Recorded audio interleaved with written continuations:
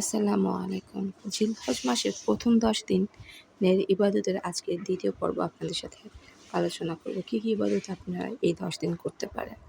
প্রথম পর্বে অনেকগুলি, এই পর্বে হয়তোবা রিপিট হতে পারে। ১. সিয়াম রাখা, সম্ভব হলে ৯টি রোজা রাখা, মানে আগামীকাল থেকে। আর সম্ভব না হলে অবশ্যই আরাফার দিন ও আরাফার পূর্বের দিন রোজা রাখুন। ২. ইস্তেগফার ও দুরূদ পাঠ করুন। অধিক হারে ইস্তেগফার ও দুরূদ পাঠ করুন।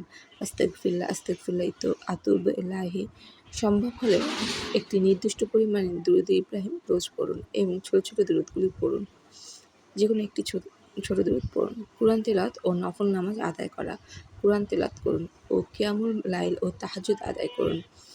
দোয়া করা ও দোয়া কবুলের একটি বিশেষ সুযোগ পাচ্ছেন এই দিনগুলোতে। আন্তরিকতার সাথে দোয়া করুন। খুব মনোযোগ দিয়ে চোখ বন্ধ করে যে জিনিসটা আপনি চাচ্ছেন, আপনার কাঙ্ক্ষিত জিনিসটির কথা চিন্তা করে এবং আল্লাহ তাআলা আপনাকে কী কী নিয়ামত দিয়েছে সেসব চিন্তা করে আপনি দোয়া করতে থাকুন। দেখবেন অন্তর থেকে যে দোয়াগুলো করছেন মনোযোগ দিয়ে, আল্লাহ তাআলা আপনার সেই দোয়াগুলো অবশ্যই কবুল করবেন। আমিন সুম্মা আমিন। সাদাকা করা, অল্প হলে সাদকা করুন। আপনি আপনার সামর্থ্য মতো সাদকা করুন। কিছু টাকা দিয়ে, কিছু চাল দিয়ে, কিছু ডাল দিয়ে বা আপনার পুরনো একটি কাপড় দিয়ে, যেভাবেই সম্ভব আল্লাহর সন্তুষ্টির জন্য সাদকা করুন। দেখবেন আল্লাহ তাআলা আপনার প্রতি অনেক সন্তুষ্ট হবে। আরাফার দিনে বেশি দোয়া করা, দোয়া কবুলের অন্যতম একটি সময়। আরাফার দিনের দোয়া ইখলাস ও বিশ্বাসের সাথে এই দিনে নিম্নোক্ত কালিমাটি বেশি পড়া উচিত। নবীজি সাল্লাল্লাহু আলাইহি সাল্লাম আরাফার দিনে এই কালিমাটি খুব বেশি পড়তেন। লা ইলাহা ইল্লাল্লাহু ওয়াহদাহু লা শারিকা লাহু লাহুল মুলকু ওয়া লাহুল হামদু ওয়া হুয়া আলা কুল্লি শাইইন কাদির।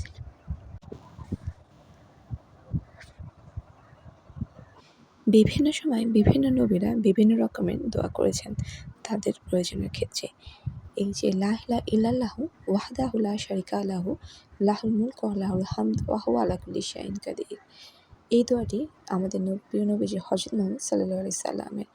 এই দোয়াটি তিনি আরাফার দিনে বেশি পড়ার জন্য বলেছেন। এই দোয়াটি অন্য সব দোয়ার মধ্যে অন্যতম একটি নবী রাসূলের দোয়া। ৭. ঈদের রাতে ইবাদত করা। আল্লাহ তাআলা ৫টি রাত দিয়েছেন, যে রাতে ইবাদত অবশ্যই কবুল হবে এবং দোয়াও।